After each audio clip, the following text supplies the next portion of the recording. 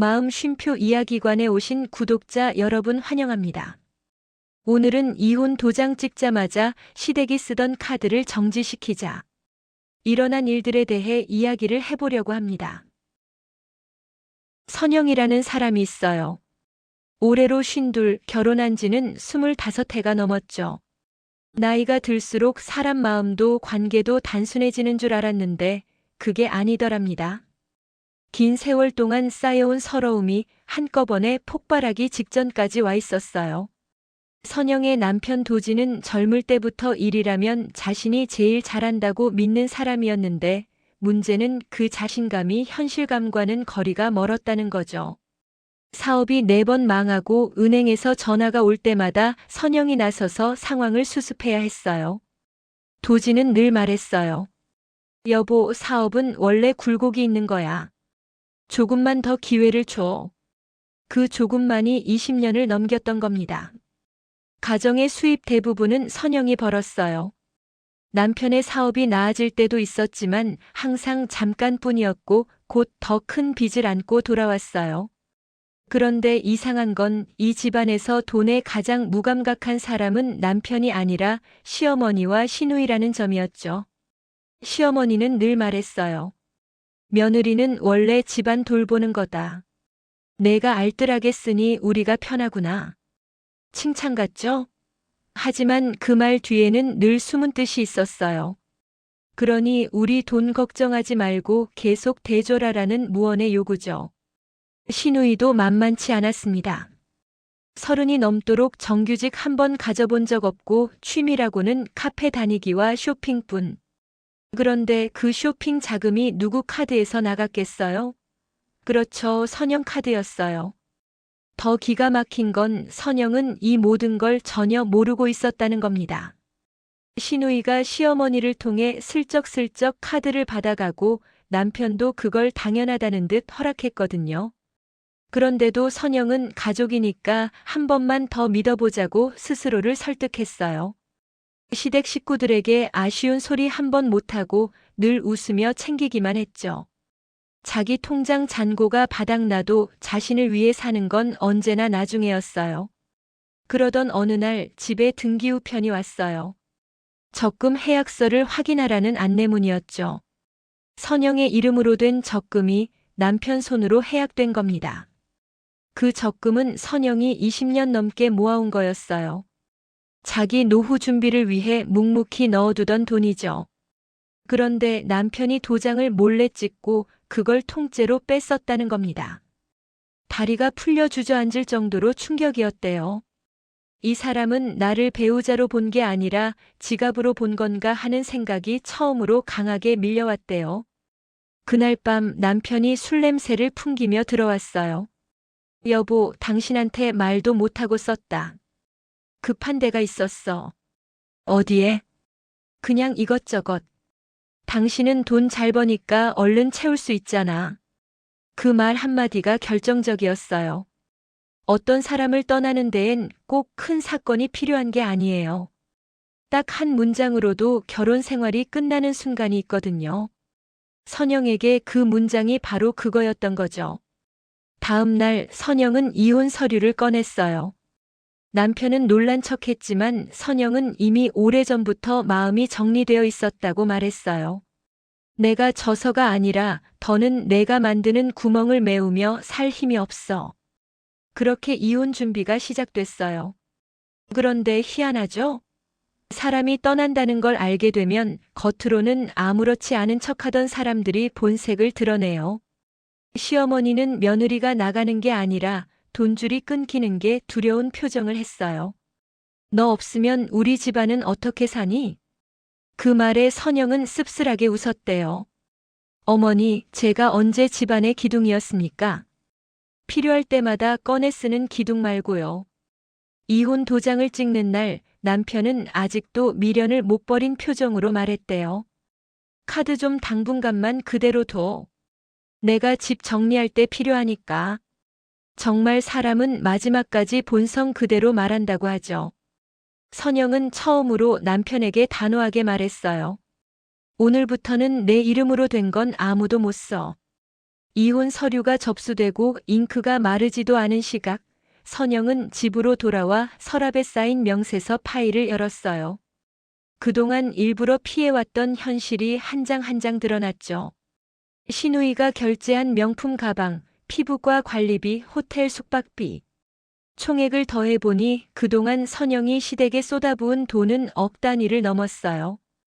그 자리에서 선영은 눈을 감고 오래 숨을 들이켰어요. 그리고 천천히 아주 담담하게 휴대폰을 꺼내 은행 앱을 열었어요. 그동안 시댁 가족이 몰래 사용하던 부가카드 목록이 주르륵 뜨더랍니다. 정지하시겠습니까? 그 문구가 화면에 떴을 때 선영은 속으로 조용히 말했어요. 그래. 이제는 나를 위해 살아볼게. 그리고 버튼을 눌렀어요. 그 순간 그녀의 지난 25년이 조용히 끝났어요. 그리고 동시에 새로운 삶이 시작되고 있었죠. 하지만 그 카드 정지가 어떤 파장을 몰고 오는지는 선영 본인도 상상하지 못했어요. 백화점에서 울며 전화를 걸어올 사람이 있을 줄도 말이죠. 이혼 도장을 찍은 그날 선영은 집에 돌아와 카드를 정지시키고 나서야 비로소 마음 한켠이 가벼워지는 걸 느꼈어요.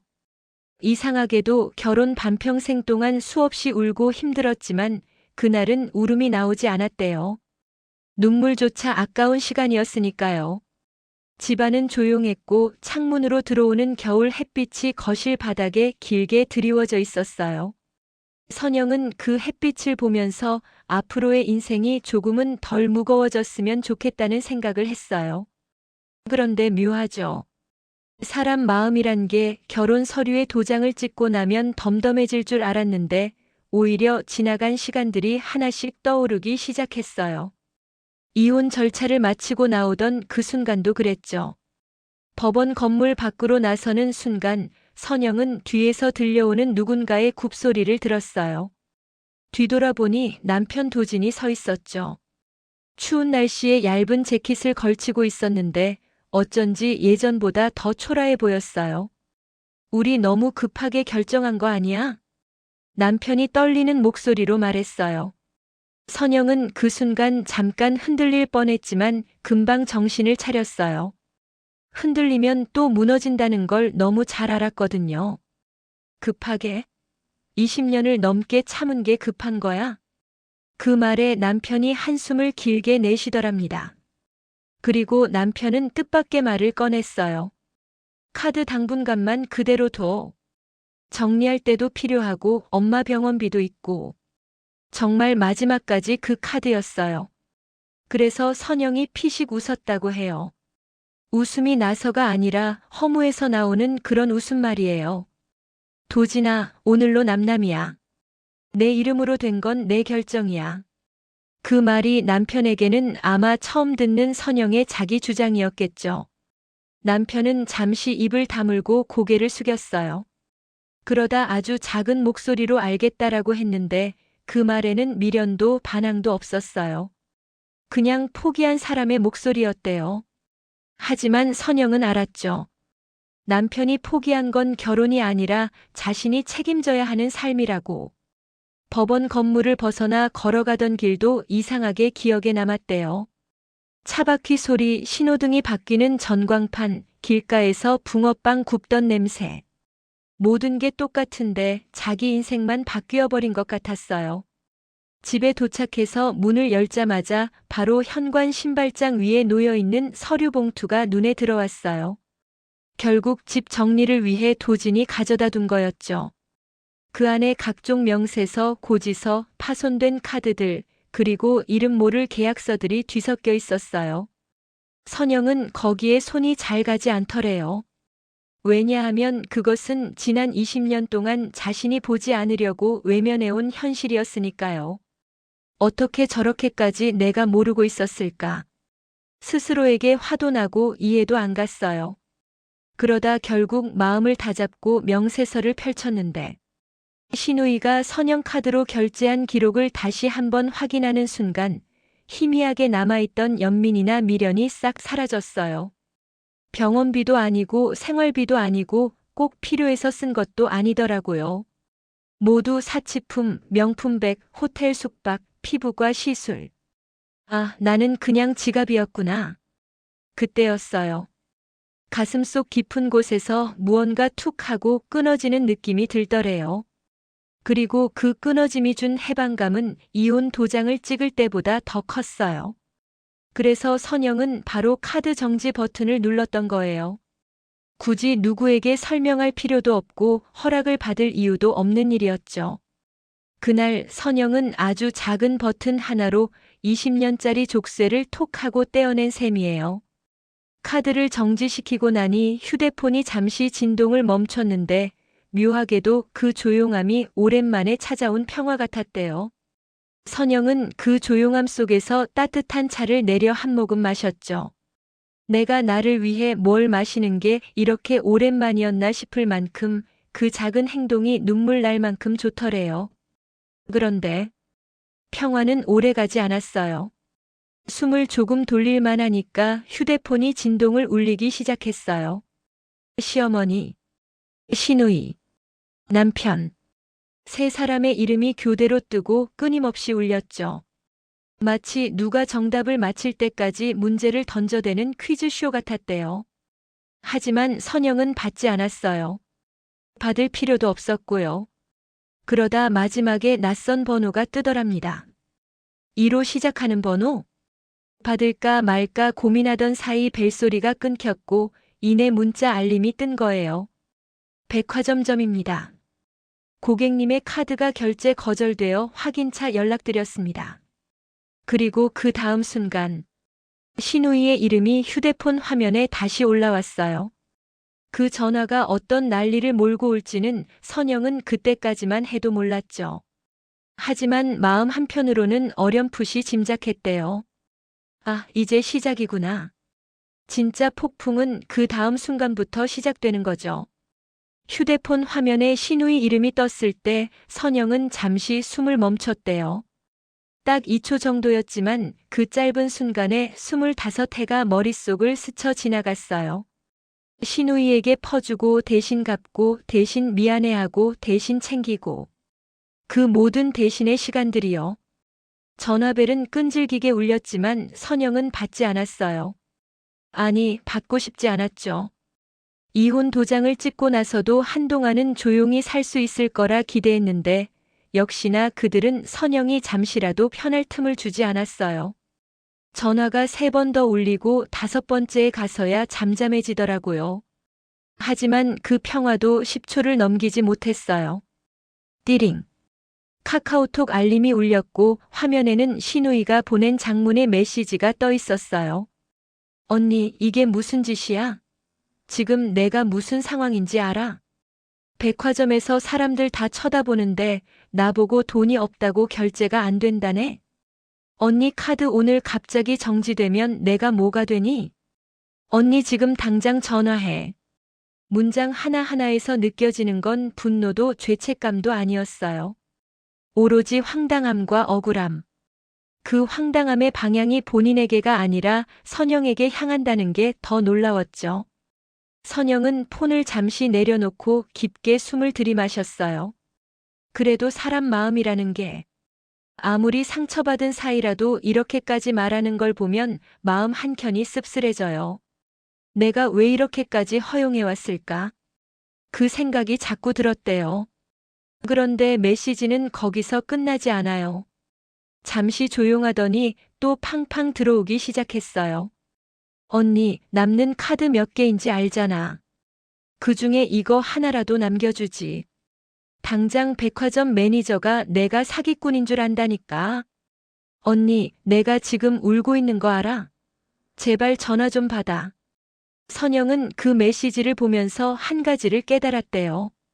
신우이는 한 번도 자신이 잘못했다는 생각을 해본 적이 없다는 거예요. 한 번도. 평생. 그러는 사이 다시 전화가 울렸어요. 이번엔 시어머니였죠. 전화를 받지 않자 바로 음성 메시지가 들어왔어요. 시어머니 특유의 떨리는 목소리로 얘야, 너 왜 이러니? 이런 식으로 우리를 곤란하게 하면 어떡하냐? 사람이 정을 알아야지. 정. 그 말이 들리더래요. 정. 선영은 그 단어가 묘하게 비웃음 같았어요. 그 정이라는 걸 선영이 20년 동안 내줬는데도 그들은 한 번도 갚지 않았거든요. 오히려 당연하게 여기고 고마워하는 기색조차 없이. 그런데 가장 결정적인 건 그 다음 메시지였어요. 시어머니, 시누이 좀 당황했다고 그러지 말고 카드 다시 켜줘라. 며느리가 살림하는 건 당연한 거다. 당연하다고요? 그 말을 듣는 순간 선영은 마치 뜨거운 물을 뒤집어 쓴 듯한 느낌이 들었대요. 그때까지도 시어머니는 자신들이 선영의 돈을 썼다는 인식조차 없었던 거예요. 단지 며느리가 자기들을 위해 희생하는 건 관습, 도리, 원래 그래야 하는 것 정도로만 생각했던 거죠. 하지만 선영도 이제 옛날의 선영이 아니었어요. 그녀는 천천히 휴대폰을 들고 아주 단호하고도 짧은 메시지를 보냈어요. 저 이혼했습니다. 저에게 더는 기대지 마세요. 카드 사용은 이제 끝입니다. 그 메시지를 보내고 나니 마치 내장 깊숙한 곳에 박혀있던 혹이 떨어져 나가는 느낌이 들었대요. 이제 더 이상 설명할 필요도 없었고 설득하려고 할 이유도 없었어요. 그들은 절대 이해하지 못할 거라는 걸 선영이 가장 잘 알고 있었으니까요. 하지만 평화는 오래 지속되지 않았어요. 저녁 무렵 선영은 냉장고에 있는 반찬으로 간단히 밥을 차려 먹으려던 참이었어요. 그런데 초인종이 울렸어요. 계속해서 아주 불안할 정도로 문 밖에서 울리는 익숙한 목소리. 신우이였어요. 언니 안에 있는 거 알거든. 이거 문 좀 열어봐. 윤기 한 번 없이 떨리는 그 목소리에는 자존심도 체면도 없었어요. 눈물에 젖은 듯한 소리였고 뒤엔 누군가와 통화하는 소리도 들렸어요. 엄마, 언니가 문 안 열어. 나 지금 사람들 앞에서 망신당했잖아. 선영은 문을 열지 않았어요. 왜냐하면 열면 그녀는 또 흔들릴 것이고 흔들리면 또 이용당할 것이니까. 문 밖에서 신우이가 발을 동동 구르며 울부짖었어요. 언니, 이건 아니잖아. 내가 언제 언니한테 큰 요구했어? 언니니까 부탁한 거였지. 아니, 언니니까 당연히 할 수 있는 거였잖아. 그 말이 선영에게 칼처럼 꽂혔대요. 언니니까 당연히. 그게 그들의 사고방식이었죠. 그게 20년짜리 착취의 정체였던 겁니다. 결국 신우이는 한참을 울다 욕설 몇 마디를 남기고 내려갔어요. 그 소리가 멀어지는 걸 들으며 선영은 주저앉아 버렸대요. 눈물이 아니라 묘하게 웃음과 허탈이 뒤섞인 감정이었어요. 그런데 그날 밤, 더 큰 문제가 터졌어요. 은행에서 이상한 알림이 온 거예요. 카드 정지 사유문이 접수됨. 사용자 측 이해 제기 접수됨. 누군가 카드 회사에 항의한 거예요. 그리고 바로 다음 메시지. 고객님, 가족분께서 카드 사용 관련 이해 제기를 하셨습니다. 문제 발생 원인 확인이 필요합니다. 그 순간 선영은 직감했어요. 이건 단순한 소동이 아니라 시댁이 본격적으로 자신에게 잘못을 뒤집어 씌우려 한다는 신호라는 걸. 이제는 감정 싸움이 아니라 법과 증거가 오가는 싸움이 시작될 거라는 걸요. 그리고 그 싸움이 오히려 선영에게 예상치 못한 반전의 문서를 열어줄 거라는 사실을 그때는 아직 몰랐죠. 미정 씨는 오랜만에 고요한 집안에서 숨을 제대로 돌렸다고 해요. 하지만 사람이란 게 조용해지면 조용해지는 대로 또 생각이 많아지잖아요. 그동안 자신이 어떤 대접을 받아왔는지, 어디까지 참아왔는지 하나씩 떠오르기 시작했대요. 그게 참 사람을 서늘하게 만들었죠. 특히 그날 새벽에 신우이가 언니 왜 결제가 안 되냐며 난리를 치던 장면이 자꾸 떠올랐다고 해요. 전화 너머로 들리던 소리, 주변 사람들 웅성대는 소리, 또 신우이가 그 와중에도 직원에게 우리 언니가 좀 늦게 돈을 넣어서 그래요라며 변명하는 말투. 그 뻔뻔함이 미정 씨 속을 뒤집어 놨죠. 그런데 다음 날부터 상황이 더 기가 막히게 돌아가기 시작한 겁니다. 아침부터 낯선 번호가 계속 울리더래요. 받지 말자 생각했는데 혹시 은행이나 카드사에서 확인 전화일 수도 있겠다는 생각이 들어 조심스럽게 받았대요. 그런데요, 목소리가 아주 생소한 사람이 아니더랍니다. 바로 시어머니의 절친, 그 동네에서 영향력 좀 있는 그분이었어요. 그 사람이 뭐라고 했는지 아세요? 아이고, 미정 씨. 그래도 정 좀 생각해서 이게 뭡니까? 시댁 사람들 체면도 있는데 결제 하나쯤은 그냥 열어줘도 되는 거 아닙니까? 이 말을 듣는데 미정 씨가 그 자리에서 기가 막혀서 말이 안 나왔대요. 평생 전화 한 번 안 하던 사람이 시댁 체면 때문에 카드를 다시 열라고 요구하는 상황이라니. 그분은 계속 말하더래요.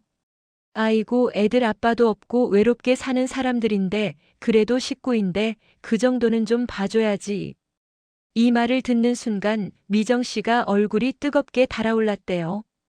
평생 자기가 당한 모욕은 아무도 몰라주고 이제 와서 외롭게 사는 사람들이라고 감싸는 게 어이가 없어서요. 그래서 딱 한마디 했다고 합니다. 어머니 친구분이시라고 해서 예의 차리려고 했는데요. 제 카드로 사치하던 사람들 체면이 왜 제가 책임져야 하나요? 앞으로 이런 전화하지 말아주세요. 그 말을 끝내고 전화를 딱 끊었대요. 근데 그게 신호탄이었죠. 그날 점심때부터는 시누이가 보낸 카톡이 쏟아지기 시작했다네요.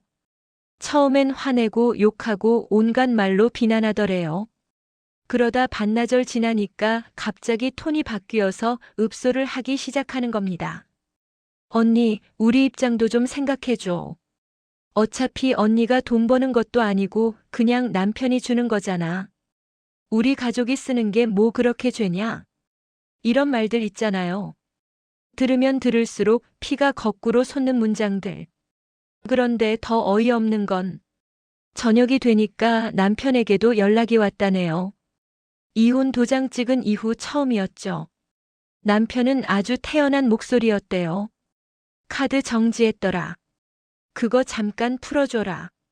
우리 집에서 잠깐 불편해서 그렇지 뭐 큰일 나는 건 아니잖아. 결혼 생활 내내 책임 한 번 제대로 지지 않던 사람이 이혼까지 했는데도 여전히 명령하듯 말하는 그 태도. 미정 씨는 그날 확실히 깨달았다고 해요. 아, 이 사람들은 결국 끝까지 변하지 않는구나. 그래서 단호하게 말했대요. 불편하면 당신 이름으로 된 카드 쓰세요.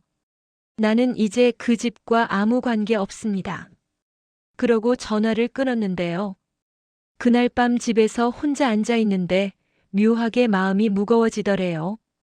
전화는 싹 끊었지만 막상 이렇게까지 상황이 커졌다는 게 실감나니까 이제 시댁에서 가만히 있지 않을 게 뻔하다는 생각이 들었죠. 그리고 역시나 다음 날 새벽 미정 씨 집 초인종이 울렸답니다.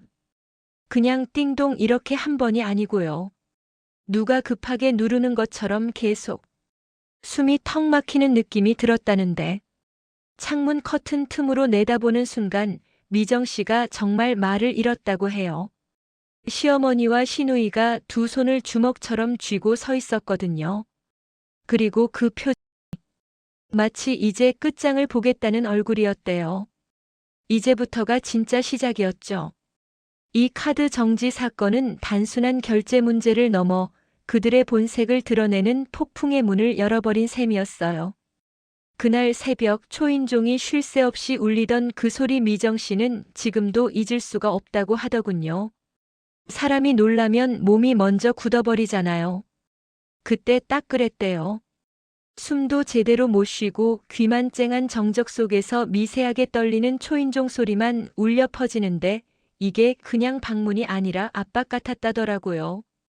커튼을 아주 살짝 들추고 내다봤을 때 시어머니와 시누이가 서 있는 모습이 눈에 들어왔죠.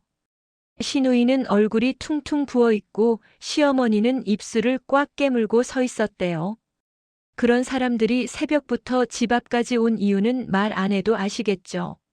어쨌든 오라는 얘기도 안 했는데 남의 집 새벽에 와서 초인종을 저렇게 누른다는 게 벌써 정상은 아니었죠.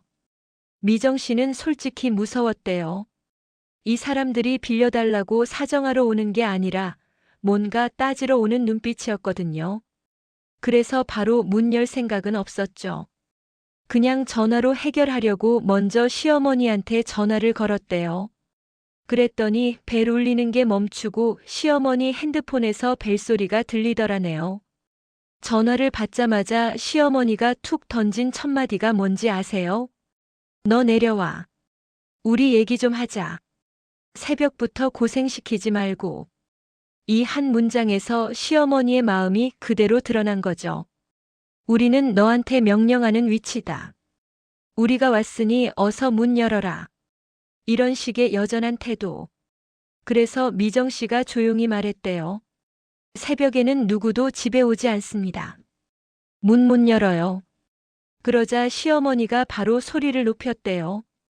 이혼했다고 네가 우리랑 남이 되냐? 시댁 식구면 식구지. 그깟 카드 좀 다시 열어주면 될걸. 뭐 이런 난리를 치냐. 시누이는 그 뒤에서 소리치고. 언니가 그렇게까지 할 일은 아니잖아. 그날 명품 매장에서 내가 얼마나 창피했는지 알아? 둘이 번갈아 가며 소리를 지르니까 억울하다기보단 그냥 황당하더래요. 결제 실패했다고 창피한 건 자기들이 사치한 탓인데 그 창피를 미정 씨 탓으로 돌리는 거 보세요. 미정 씨는 최대한 차분히 말했대요. 저는 이제 그 집 식구 아닙니다. 서로 얼굴 붉히기 전에 돌아가세요. 근데요, 그 말을 했더니 시어머니가 갑자기 목소리를 낮추면서 말투를 바꾸더랍니다. 미정아, 그래도 우리가 가족이었잖니. 너도 우리도 다 상처받잖아. 내가 카드만 열어주면 조용히 가겠다. 이런 말 들으면 또 사람 마음이 흔들릴 법도 하잖아요. 근데 이게 순수한 부탁이 아니라 뒤에서 시누이가 욕을 계속 퍼붓고 있는 상황이라 더 이상 그 말이 부탁으로 들리지 않았죠. 그래서 미정 씨는 아예 단호하게 말했대요. 카드는 안 열어요. 다시 말하지만 여기서 떠나주세요. 안 나가시면 경찰 부를게요. 그런데 예상 못한 장면이 벌어진 겁니다. 시어머니가 갑자기 그 자리에서 바닥에 털썩 주저앉아 버린 거예요. 그러면서 세상에 내가 이런 수모를 당하네 하면서 울기 시작하더래요. 눈물보다 더 크게 나오는 건 동네 사람 들으라고 하는 소리. 이런 거 정말 경험해 보신 분들 아실 거예요. 시누이는 그런 시어머니를 부축하면서 또 난리를 치고. 언니 때문에 우리 엄마까지 길바닥에 앉게 생겼어. 이게 사람 할 짓이야? 이걸 보고 있자니 미정 씨가 순간적으로 머리가 멍해졌대요. 아, 이 사람들은 내가 잠깐이라도 문 열고 내려가면 그대로 감정적으로 몰아붙일 사람들이다. 직감적으로 느껴졌던 거죠. 그래서 바로 112에 신고했답니다. 새벽에 전 남편 가족이 찾아와 위협적 상황이다. 나가달라고 해도 안 나간다. 경찰이 출동한다는 말에 시어머니 쪽이 바빠졌죠. 시누이는 계속 소리 지르며 상황을 더 키우고 시어머니는 갑자기 벌떡 일어서더니 미정 씨 집 초인종을 다시 마구 누르기 시작했대요. 그 사이에 경찰차가 도착했고 경관 둘이 내려오더랍니다. 그리고 상황을 듣더니 아주 단호히 말했대요. 여기 새벽 방문은 위법 소지도 있습니다. 당장 돌아가셔야 합니다. 시어머니는 우린 가족이었어요. 하면서 울고불고 하고 시누이는 저 여자 때문에 우리 집이 무너진다고요. 하고 고래고래 소리 지르고 경찰은 이혼하면 가족 아닙니다. 지금 자꾸 큰 소리 내시면 모욕죄 성립될 수 있어요. 하고 정리하고 그 광경이 얼마나 정신 없었는지. 하지만 그 상황을 위에서 내려다보고 있던 미정 씨가 문득 깨달음이 오더래요. 이 사람들은 나를 잃은 게 아니라 내 카드를 잃어서 난리 난 거구나. 자기를 사람으로 본 적이 단 한 번도 없었던 거죠. 마지막으로 경찰이 시어머니와 시누이를 데리고 가면서 한 말이 가장 기억에 남았다더라고요. 두 분 더 이러시면 접근 금지 명령까지 갈 수 있습니다. 그러니까 그만하시고 돌아가세요. 그 말을 듣자 시어머니 표정이 얼어붙었대요. 그리고 돌아가면서 미정 씨 집을 흘겨보며 중얼거렸다네요. 내가 우리를 이렇게 만들었어. 반드시 대가를 치르게 해줄게. 그 말이 마치 저주처럼 들려서 미정 씨는 그날 아침 해가 뜰 때까지 잠을 못 잤대요. 하지만 미정 씨는 몰랐어요. 이 새벽 방문 사건이 앞으로 벌어질 반전의 시작이었다는 걸. 이제 이들의 민낯이 하나하나 드러날 시간이 다가오고 있었던 거죠. 새벽에 시어머니와 시누이가 경찰에 의해 돌아가던 그 장면 이후로 미정 씨는 적어도 며칠은 조용하길 바랐대요. 그런데요, 그런 평온은 고작 하루 반나절밖에 가지 않았답니다. 사람이란 게 자신이 저지른 일이 부끄러우면 숨어 조용히 지내야 할 것 같잖아요. 근데 그 집은 반대로 움직이더라고요. 점점 더 적극적으로, 더 교활하게. 다음 날 오전 회사에서 일하고 있을 때였대요. 전화기가 갑자기 울리는데 모르는 번호였죠. 보통 광고 전화일까 싶어 안 받을 수도 있었는데 요즘 시댁 쪽에서 어떤 일이 벌어질지 모르니 조심스레 받았다더라고요. 그런데 전화기 너머에서 나온 첫 마디가 이거였답니다. 여보세요? 혹시 김미정 씨 맞으시죠? 여기 경찰서 생활안전과입니다.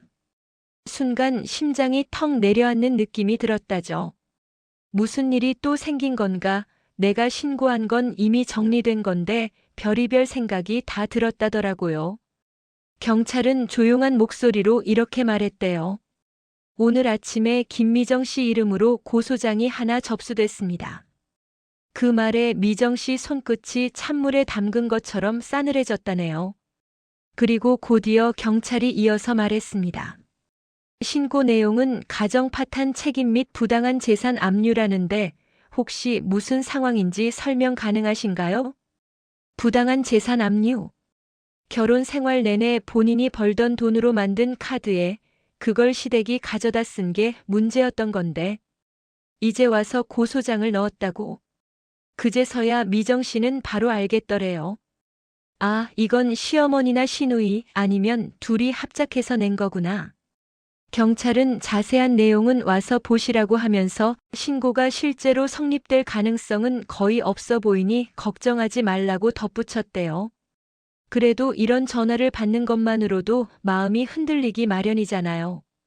특히 갑작스러운 고소장 얘기는 누구라도 긴장이 될 수밖에 없죠. 미정 씨는 퇴근 후 바로 경찰서에 들렀답니다. 서류를 보니까 역시나 시어머니 이름으로 되어 있었더래요. 내용은 황당하기 짝이 없었죠. 며느리가 가족의 경제 활동을 방해하여 가정이 파탄났으며 본인 소유의 재산을 멋대로 압류하여 생활에 큰 피해를 입혔다. 이런 문장이 적혀 있었다는 거예요. 경찰서 직원도 보다가 피식 웃더래요. 이거 법적으로 아무 근거도 없어요. 전부 기각될 겁니다.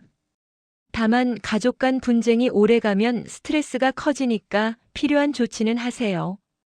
그 말을 듣고서야 미정 씨가 숨을 조금 돌릴 수 있었죠. 하지만 마음 깊숙한 곳에선 이상한 오기가 치밀더래요. 진짜 끝까지 이럴 건가? 이건 단순히 돈 문제를 넘어서 나를 무너뜨리려는 의도구나.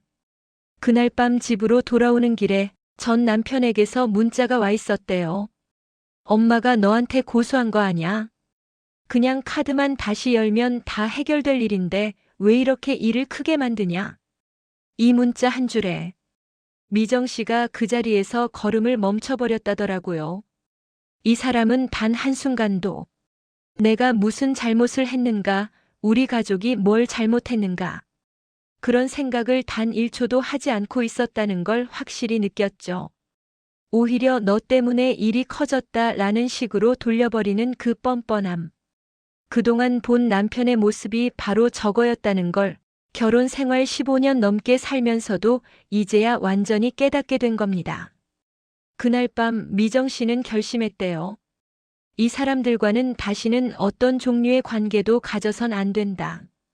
그게 돈이든 감정이든 돌이든 다 끊어야 한다.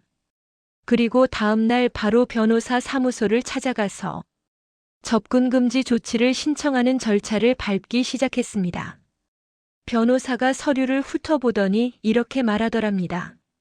시댁 쪽에서 반복적으로 새벽 방문, 욕설, 잘못된 고소까지 진행했으니 충분히 접근 금지까지 갈 수 있는 사안입니다. 오히려 잘하셨습니다. 그 말을 듣는 순간 미정 씨가 처음으로 내가 내 인생을 지키고 있구나 하고 느꼈대요. 그런데요. 접근 금지 신청서가 접수된 지 이틀 뒤 뜻밖의 일이 벌어졌어요. 시어머니 쪽에서 먼저 연락이 온 겁니다. 근데 이번엔 전화도 아니고 카톡도 아니었대요. 어떻게 왔냐면 동네 주민 대표를 통해 전갈이 왔다는 거죠. 그 내용이 얼마나 황당했냐면 시어머니가 쓰러져서 병원에 입원했다.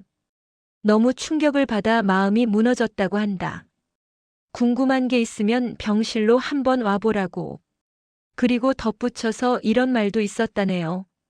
시누이가 말하길 미정 씨가 오면 어머니가 편하게 눈을 감을 수 있을 거라고 한다. 이 정도면 들으시는 분들도 느낌 오시죠? 이건 진심이 아니라 감정으로 누르고 죄책감을 만들어 흔들어 보려는 전형적인 패턴이에요. 미정 씨는 그 소식을 듣고도 눈 하나 깜짝하지 않았답니다. 이 집 사람들이 어떤 사람들인지 그동안 너무 많이 봐왔으니까요. 그리고 그때는 몰랐어요. 바로 이 병원 소식 뒤에 시어머니 집안의 진짜 민낯, 그리고 미정 씨 인생을 뒤흔들 반전의 씨앗이 조용히 모습을 드러내고 있었다는 걸. 시어머니가 쓰러졌다는 소식을 듣고도 미정 씨는 쉽게 움직이지 않았어요. 예전 같았으면 그래도 사람이 아프다는데 하며 마음 약해졌을 텐데 이제는 그런 감정이 들지 않더래요. 왜냐고요? 그 집안은 늘 아프다, 쓰러졌다, 충격받았다. 이런 말들을 무기처럼 사용했거든요. 정말 아픈 게 아니라 너 지금 당장 우리한테 와라를 포장해서 강요하는 방식이었죠. 그런데 이번에는 한술 더 뜬 게 직접 연락도 아니고 동네 주민 대표를 끼워 넣었다는 점이었어요. 이건 뭐냐면요. 동네 체면을 끌어들여 미정 씨를 죄인처럼 만들려는 계산이었죠.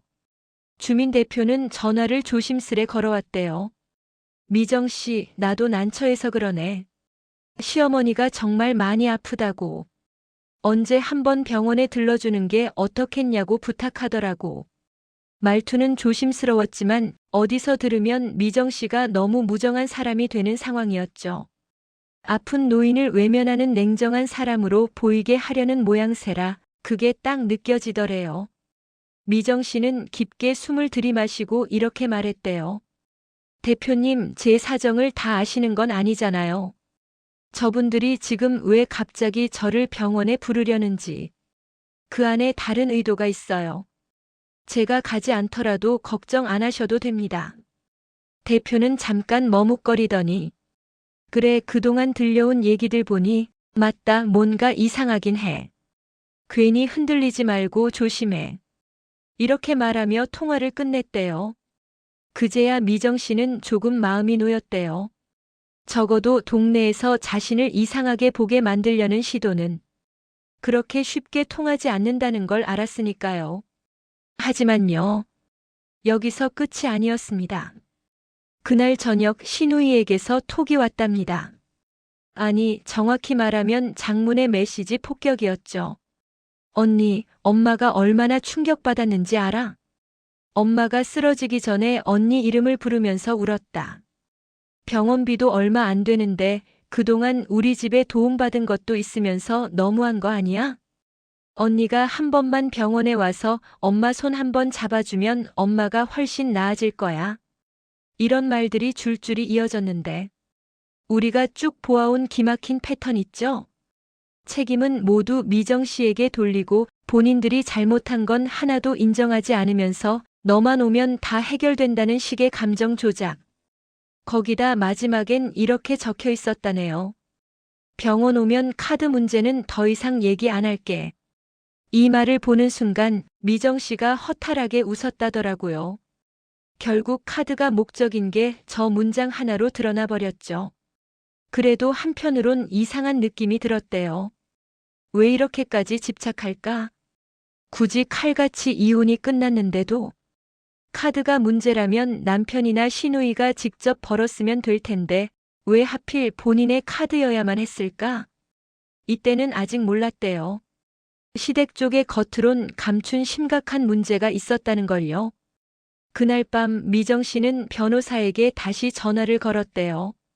상황을 설명하니까 변호사가 한마디 했답니다. 병원으로 부른다는 말은 조심해야 합니다. 상대가 감정적으로 흔들어 협박하거나 심지어 억지로 무언가를 쓰게 하려는 경우도 많아요. 절대 혼자 가지 마세요. 그 말이 결정타였죠. 미정 씨는 병원에는 단독으로 가지 않겠다고 마음을 단단히 굳혔어요. 그리고 다음 날 회사에서 점심을 먹고 있는데 문자 알림이 하나 떴습니다. 발신자 전 남편. 내용은 단 3줄이었대요. 엄마가 위중하다. 보고 싶어 한다. 너 아니면 안 된다. 문자를 보는 순간 전날 들었던 의심이 다시 고개를 들었답니다. 이 사람들은 감정 표현을 저렇게 하는 사람들이 아니었어요. 특히 전 남편은 엄마가 아파도 절대 저런 식으로 멘트를 보내는 사람이 아니었어요. 그런데 마지막 문장에서 이상한 위화감이 느껴졌대요. 너 아니면 안 된다. 뭔가 필요한 서류의 도장이 필요하다든지 어떤 중요한 결정에 본인 서명이 있어야 한다든지 그런 종류의 느낌이 확 밀려들었대요. 정확히 설명할 수는 없지만 오랜 세월 저 집에서 겪은 감정적인 촉이랄까 그게 울리기 시작했다고 하더라고요. 그래서 미정 씨가 전 남편에게 답장을 딱 한 문장 보냈대요. 무슨 일인지 구체적으로 말해.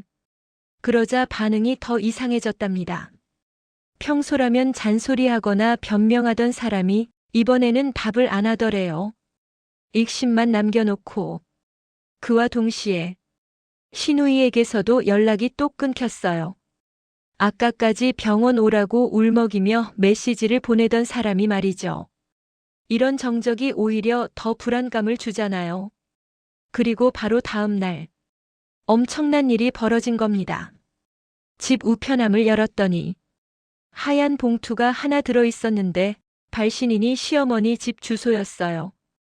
봉투를 들고 집 안으로 들어와 조심스레 열어봤대요.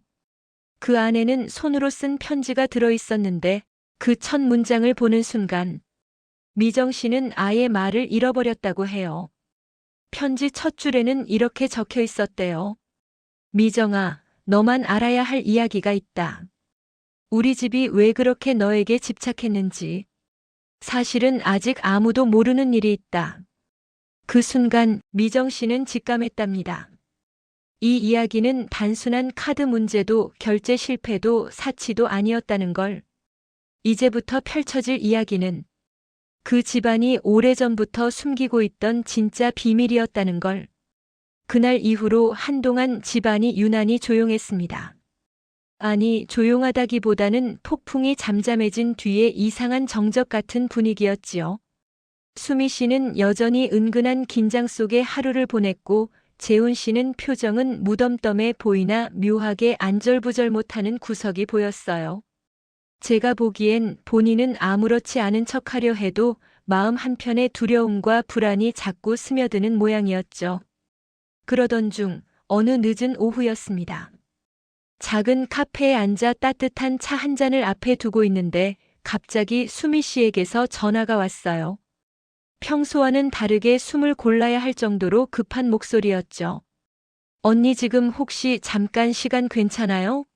아니, 그냥 어디 계세요? 그 목소리만 들어도 알 수 있었어요. 뭔가 또 일이 벌어진 거라는 걸요. 저는 곧장 멀지 않은 곳에서 수미 씨를 만났습니다. 그녀는 마치 한참을 걷다가 온 사람처럼 얼굴이 벌겋게 달아올라 있었고 손은 꽉 쥔 지 오래된 것처럼 굳어 있더군요. 저는 괜찮으니 천천히 이야기하라며 따뜻한 물 한 잔을 건넸습니다. 오래지 않아 그녀는 입을 열었죠. 오늘 시어머니 집 근처에서 시누이를 봤어요. 그 말 한마디만으로도 이게 단순한 우연이 아니라는 걸 금세 느낄 수 있었습니다.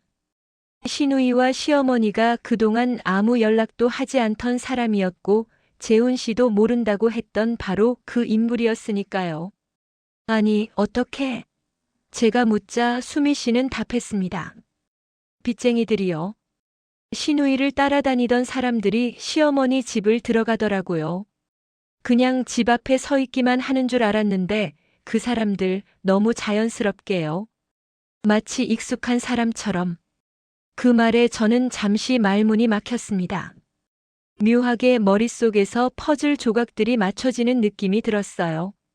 이전까지는 힘든 처지라 그럴 수도 있겠지 하고 넘겼던 것들이 이 말 한마디로 인해 단 하나의 선으로 이어지는 느낌이었죠. 수미 씨는 계속해서 차분히 설명을 이어갔습니다. 이상해서 건물 안까지 들어가 봤어요. 그랬더니 시어머니와 시누이가 같이 앉아 있더라고요. 근데 그 앞에 놓인 종이가 무슨 차용증 같은 거였어요. 시누이가 빚을 시어머니 이름으로 돌리고 있었던 거예요. 말끝이 떨렸습니다. 그간 시어머니가 보였던 미묘한 두려움, 말수가 줄었던 이유, 재훈 씨가 모른다는 사실까지 모든 게 이 순간 이해가 되었지요. 재훈 씨한테 말해야겠다고 생각은 했어요. 그런데 언니, 그 이상한 건 뭔지 아세요? 수미 씨가 고개를 들더니 낮은 목소리로 말했어요. 시어머니가 그러더라고요. 아직 말하지 마라. 예시 누이를 지켜줘야 한다고요. 저는 숨을 들이켰습니다. 부모가 자식을 감싸려는 건 이해하지만 지금 상황은 단순한 가족 보호의 범위를 명백히 넘어서 있었으니까요. 시누이는 성인이었고 이미 여러 차례 문제를 일으켜왔으며 이번엔 누군가에게 심각한 피해를 주고 있었으니까요. 수미 씨는 손가락을 꼬며 덧붙였습니다. 근데요, 언니. 제가 그 자리에 있으니까 시누이가 갑자기 제가 무슨 가해자인 것처럼 소리를 치는 거예요. 내가 나 때문에 이혼할까봐 그런 거 아니냐면서요. 그 말 듣고 순간 정신이 아득해지더라고요. 그 말에 저는 더 이상의 위로나 변명이 필요 없다는 걸 직감했어요. 지금까지 수미 씨가 겪어온 억울함, 계획도 없이 몰려온 감정들, 그 모든 게 단순한 오해가 아니라 구조적인 문제였다는 걸 드디어 스스로 확인해버린 셈이었거든요. 언니, 더 이상 도망가도 해결될 문제가 아니에요. 저 이번엔 확실하게 해결할 거예요. 그 말은 단순한 다짐이 아니었어요. 일부부터 이어져 오던 수미 씨의 억눌림, 시댁의 무책임함, 재훈 씨의 소극적인 태도, 그 모든 것에 종지부를 찍을 준비가 되었다는 선언이었습니다. 저는 고개를 끄덕이며 말했죠. 그래, 수미 씨. 이번에는 도망가면 안 돼요. 이건 당신이 해결할 수 있는 마지막 기회일 수도 있어요. 그리고 이제는 누가 뭐래도 당신 편이 있으니까. 이제 큰 판이 뒤집힐 조짐이 서서히 보이기 시작했습니다. 그리고 저는 알았어요. 단지 사건의 발견이 아니라 결말을 향한 본격적인 전쟁 준비의 시작이었다는 걸요. 그날 수미 씨는 말없이 제 앞에 앉아 있었습니다. 전날보다 얼굴이 조금 더 단단해져 있었고 마음속에서 어떤 결심 같은 것이 서서히 가라앉아 자리 잡은 듯 했죠. 그러다 조용히 입을 열었습니다. 언니, 저 결국 재훈 씨에게 말했어요. 그 말 한마디에 제가 컵을 내려놓은 손이 잠시 멈췄어요. 수미 씨는 천천히 그러나 단단하게 이어 말했습니다. 시어머니 집에서 본 거 빚 차용증, 시누이가 시어머니를 이용해 버티고 있던 거 다 말했어요. 그 순간까지도 저는 드디어 말했구나라는 안도감과 동시에 앞으로 벌어질 파장이 얼마나 클지 몰라 마음이 반쯤 내려앉은 기분이 들었죠. 재훈 씨는 뭐래요? 제가 조심스레 물었죠. 수미 씨는 잠시 숨을 골랐습니다. 제가 말하는 동안 내내 아무 말도 안 하더니 딱 한마디 하더라고요. 확실한 증거 있어? 순간 저는 말문이 막히더군요. 그 말을 듣는 순간 수미 씨는 어떤 기분이었을까요? 그동안 시댁을 위해 희생했던 시간들, 카드 문제로 겪었던 무시와 모욕, 이제 겨우 용기를 내어 사실을 말했는데 돌아온 질문이 증거 있냐라니. 그 무게는 말로 설명할 필요도 없었죠. 진짜로 믿지 않았다는 거네요. 제가 조심스레 묻자 수미 씨는 씁쓸하게 웃었습니다. 언니 모르는 사람도 아니잖아요. 늘 그랬어요. 신우이 일만 나오면 똑같았어요. 결국 또 저에게 확실한 증거를 가져오라더라고요. 그날 밤 수미 씨는 재훈 씨의 표정에서 여러 감정이 스쳐가는 걸 봤다고 했어요. 당혹, 불안, 두려움 그리고 가장 크게 믿고 싶은 쪽만 믿으려는 사람의 비겁함이요. 그 말을 하던 수미 씨의 눈빛에는 체념과 함께 묘한 다짐이 섞여 있었어요. 그래서 제가 보여주기로 했어요. 저는 그 말에 자세를 고쳐 앉았습니다. 뭘요? 진짜 증거요. 그동안 제가 참아왔던 것들, 신우이가 해온 짓, 시어머니가 모른 척했던 일들, 그리고 내가 어떻게 살아왔는지까지. 그 말투가 달라져 있었어요. 누군가에게 억눌리고 참기만 하던 사람이 처음으로 증명을 선택한 사람의 목소리였죠. 그날 저녁 그녀는 직접 시어머니 집에 다녀왔다고 했습니다. 혼자서요. 그 집 문 앞에 서 있는데 참 묘하더라고요. 수십 번은 드나들던 문인데 그날따라 낯설어요. 문을 두드리자 처음엔 인기척이 없었다고 합니다. 그런데 잠시 뒤 조용히 문이 열렸고 시어머니가 나오셨다고 해요. 그 순간의 표정은 말하지 않아도 알 수 있었습니다. 불안, 미안함, 그리고 감춰야 할 것들이 들킬까 두려운 눈. 수미 씨는 조용히 말했다고 해요. 어머니 신우이 문제 저 알고 있어요. 그 말에 시어머니의 표정이 완전히 굳어버렸습니다. 숨소리조차 멈춘 것처럼. 어머니, 저 원망하지 않아요. 가족이니까 감싸고 싶었던 거 이해해요. 근데 더 이상은 안 돼요. 그런데 그 다음에 나온 시어머니의 말이 더 충격적이었어요. 수미야, 내가 조금만 참아주면 안 되겠니? 이 아이가 무너지면 내가 감당을 못해. 그 말은 결국 신우이를 위해 너희 부부가 계속 희생해라와 같은 뜻이었죠. 수미 씨는 그 말을 듣는 순간 마음이 뚝 하고 끊어지는 소리를 들었다고 했습니다. 어머니, 제가 왜 참아야 하죠? 왜 제가 책임져야 하죠? 시어머니는 대답하지 못했습니다. 그리고 그 침묵이 오히려 모든 걸 말해주는 것 같았다고 합니다. 수미 씨는 그 집을 나오며 한 가지를 확신했다고 했어요. 언니, 이 집은 절대 안 변해요. 더는 누구의 희생으로도 버티면 안 되는 집이에요. 그리고 그 말 뒤에 덧붙였죠. 그래서 저는 결심했어요. 이제 제가 움직일 거예요. 그 말투에서 저는 뭔가 큰 흐름이 슬슬 뒤집히기 시작했다는 걸 느꼈습니다. 그동안 참아왔던 억울함, 무시당한 시간, 감춰졌던 사실들. 그 모든 것이 이제 수면 위로 올라오려 하고 있었죠. 수미 씨는 며칠 동안 말없이 움직였습니다. 겉보기엔 평범하게 출근하고 퇴근하고 집에서 조용히 저녁을 차려 먹는 사람처럼 보였어요. 하지만 그 속을 들여다보면 이미 마음속에서는 아주 오래된 매듭을 풀기 직전의 사람 같은 눈빛이었지요. 그녀는 결심했다고 했습니다. 이제 제가 움직일 거예요. 그 말은 단순히 싸우겠다는 의미가 아니었어요. 그동안 시댁이 감춰온 것들, 신우이가 벌인 일들, 재훈 씨가 끝까지 눈 돌리고 피하던 사실들. 모든 것을 한 번에 정확하게 돌이킬 수 없게 드러내겠다는 뜻이었죠.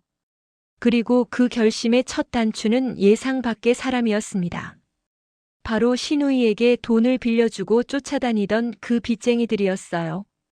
며칠 뒤 수미 씨는 용기를 내어 빚을 받으러 다니던 사람들에게 연락을 했다고 해요. 처음엔 그들도 그녀를 의심했겠죠. 하지만 수미 씨가 차분하게 말했습니다. 제가 상황을 정리하려고 합니다. 정확히 누가 어떤 이름으로 어떤 날짜에 돈을 빌렸는지 설명해 주세요. 그 말에 사람들의 태도가 서서히 달라졌다고 했어요. 왜냐하면 그들 역시 가장 원하는 게 정확한 채무자였으니까요. 그들은 말했습니다. 신우이 그쪽 시댁 따님이 계속 우리 엄마가 다 갚아준다고 했어요. 그래서 집까지 찾아갔던 거고요. 실제로 확인해 보니 차용증 대부분이 시어머니 이름으로 되어 있었다고 합니다. 신우이가 빚을 피하기 위해 계속 엄마 이름을 쓴 거죠. 그리고 그보다 더 큰 문제는 재훈 씨 명의로 된 종이도 있었다는 겁니다. 수미 씨는 그걸 확인하고 조용히 말했습니다. 제 남편 이런 사실 몰랐을 거예요. 그러자 빚을 받으러 온 사람 중 한 명이 말했습니다. 몰랐겠죠. 그분 이름은 도장만 찍혀 있는 수준이고 보니까 글씨체도 달라요. 누가 대신 쓴 것 같더라고요.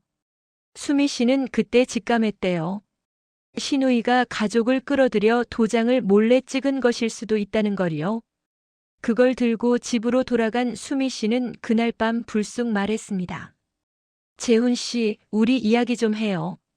재훈 씨는 피곤한 표정으로 앉았고 수미 씨는 조용히 차용증을 내밀었습니다. 처음엔 재훈 씨가 믿지 못하는 얼굴이었어요.